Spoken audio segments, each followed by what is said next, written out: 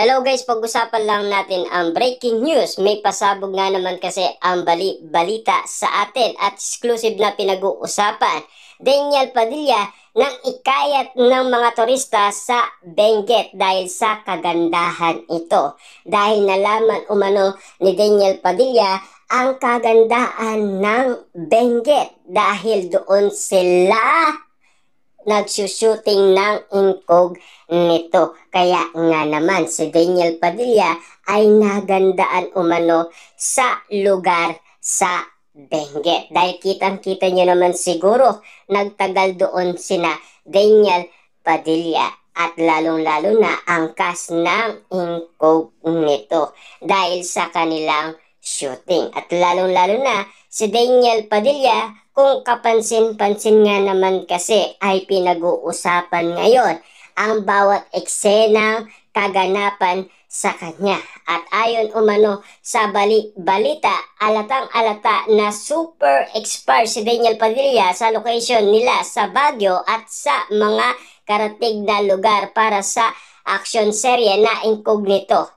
Pinost pa ni Daniel sa kanyang Instagram ang kuha niyang litrato kung saan ay na-capture niya ang ganda ng Benguet. Yan kasi ang mga pinag-usapan at lalong-lalo na nananatiling pinag-uusapan ang mga ganitong sitwasyon na pagiging matapat ni Daniel Padilla sa isang lugar dahil sa nakita niyang kagandahan. Kaya ito ay pinopromote niya sa iba't ibang mga turista. Iba talaga si Daniel Padilla dahil nasaksihan nila kung papaano siya maging vlogger. Yan kasi ang mga nakita at napansin ng mga solid fans ni Daniel Padilla at lalong-lalo na ang mga netizens at mga sawsawerang kapit bahay. Lalong-lalo na nagtrending ang nasabing photo kaya naman maraming netizens ang naikayat na umakyat sa lugar na iyon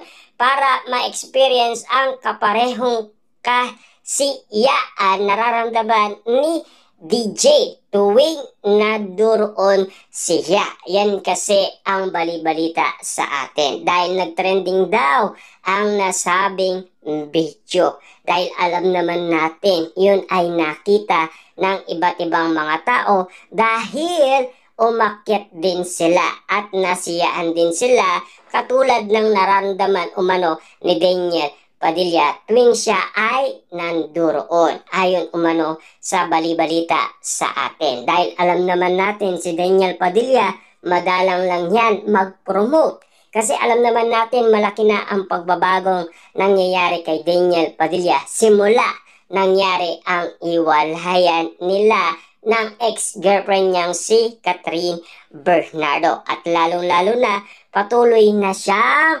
nagbabago. Kitang-kita naman yan ng marami. Sa marami na turistang gustong mag-Benguet dahil sa IG post ng aktor, bet nga ng mga fanay na gawing ambassador ng Department of Tourism ang aktor, ang anak ni Carla Estrada dahil sa rami ng mga naikayat nito na pumunta sa lugar na iyon. Actually, ang serye nilang incognito ang dapat bigyan ng parangal dahil sa pagpapakita ng mga magagandang lugar. Kita nyo naman. Kasi alam naman natin, nagsimula silang mag-shooting noong 2024 sa Palawan. Exclusive nga naman kasi. Abang si Daniel Padilla ay nagsushooting din naman si Catherine Bernardo ng Hello, Love Again. Siyempre, alam naman natin, no? Pagod na pagod sila sa kanilang mga trabaho. Pero hindi pa rin nila nakakalimutan umano ang pagpanaw ni Summer, ang naging simbolo ng kanilang pagmamahalan noon. At dali-dali nga naman kasing napansin yan ng mga Dilulo fans na Katniel fans na akala nila nagkabalikan umano ang kanilang mga fans kahit na sobrang busy nila sa kanilang mga project. Siyempre, malilimutan ba nila si Summer ang naging simbolo ng kanilang pagmamahalan? Kita niyo naman, noong birthday ni Daniel Padilla, ang cake niya, yung asong si Summer pa rin, di ba? Hindi lang magagandang action scenes ang ibinibigay nito sa viewers. Pinopromote rin nila ang ganda ng bansa, bongga, di ba? Dahil alam naman natin, si Daniel Padilla pinopromote ang ganda ng sariling atin. Kaya marami siyang naikayat na umakyat sa Benguet. Kita niyo naman, trending na trending. Kaya nga naman kasi may pasabog kay Daniel Padilla dahil spotted siya sa isang opisina ng DTI na alam naman natin ano kaya ang project ni Daniel Padilla na pag-usapan patungkol sa kanya ginawang pagpopromote. Napakagaling nga naman kasing vlogger ni Daniel Padilla kung tutuusin. Ayon sa mga netizens at mga Dilulu fans, lalong-lalo na ang mga sawsawerang kapitbahay. At nasaksihan din yan ng mga balita ang ginawa umanong pagiging vlogger ni Daniel Padilla. Samantalang umano ang mga nangyayari ngayong kaganapan kay Daniel Padilla, kahit wala si Catherine Bernardo,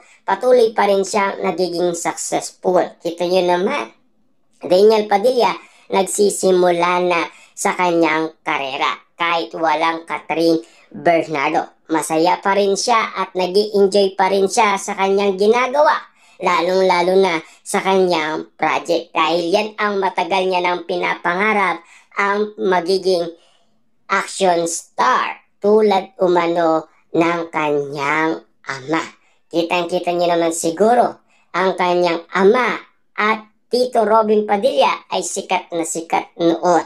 Na alam naman natin si Daniel Padilla ngayon nagpapatuloy pa rin sa kanyang pagsikat bilang action star. Dahil alam naman natin kasi si Daniel Padilla ay dugong Padilla ang dumadaloy sa kanya. Dahil ang kanyang mga tito at ama, yan din ang ginawa nila nung una.